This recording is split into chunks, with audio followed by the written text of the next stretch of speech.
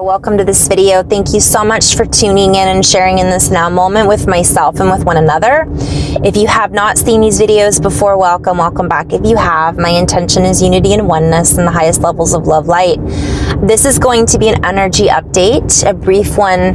Whenever I have a common theme in sessions, I like to share it with the collective that are tuning into these videos because it's a general idea that many people are experiencing this, not just one person.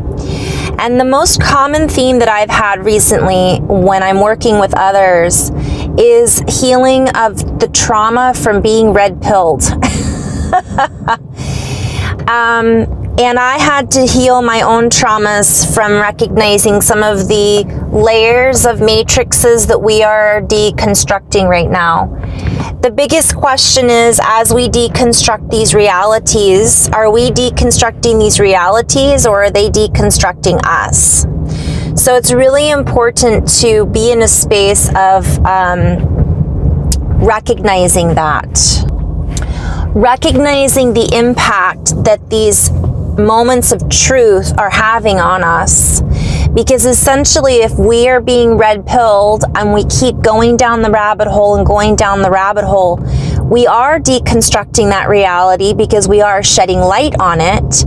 But we do have to be able to repair the traumas that are created from some of this information that we are hearing about, essentially. And this is something that I think is really important for people to recognize, that I did this, I went down the rabbit hole, I've talked about this before, and I'm not here to talk about what those truths are. That is for other people to share because that's their area of expertise. It's not my area of expertise. But my area is the assistance in healing others that are feeling traumatized from this. And what I want to share is many of us are here to do that. Many of us are here to help one another to bring ourselves back into wholeness and oneness and more complete. Because when we hear about these things going on, it's heartbreaking for many people because innately people are good people. We love our country, we love our children, we love our family, and we wouldn't want many of the things we're hearing about to be real or to have affected people in such a way. So that is in itself traumatizing on many different levels and layers. And the key ingredient that I share with everyone is why. And I'm not going to get into the layers because it's not just one. I talked about this before with my bubble chart. There's layers of awakening. So we might take a red pill. That doesn't mean that just because we've taken that one red pill, we've seen it all. We might think we have, and we might think that we're only then opening up to the amount of reality that our consciousness is allowing us, or we are allowing our consciousness to access. So it's infinite.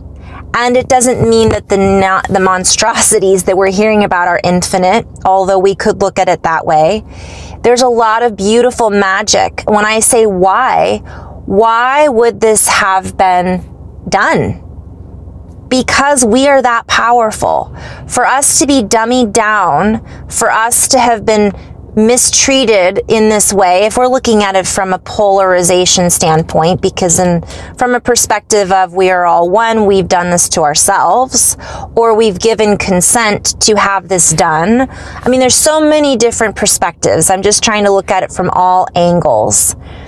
But really what it boils down to is that's how powerful we are, that we've had to be corralled into a particular belief system, reality, and construct that has kept us in a place of fear, what's the word? Cattle and commerce, so to speak. Now, having said that, again, my intention is to share. So what's happening is many people are reaching out. So for those of you healers and light workers out there who do this, what is it that you might do? How can you heal the trauma, the wounds? Well, it's about the inner work. There's a reason that this has happened. And when we're in our full grace, when we're in our full power, we are unstoppable. When we're not, and when we're being pulled into different constructs and realities, that's when we lose focus. And everything is about focused intent. If you have 10,000 people focusing through one intent on war, then that gives that entity power. Entity, war being that entity. This can be any construct, good, so to speak, or bad, so to speak. Intent, focused intent is focused intent. Energy is energy. So we are being invited to bring our focused intent back into how can I be balanced, stabilizing our fields. Then we're not pulled into 10 different distractions that pull us off course, that pull us out of our hearts. So what's happened is many people have had their hearts broken, so to speak, or we think we have.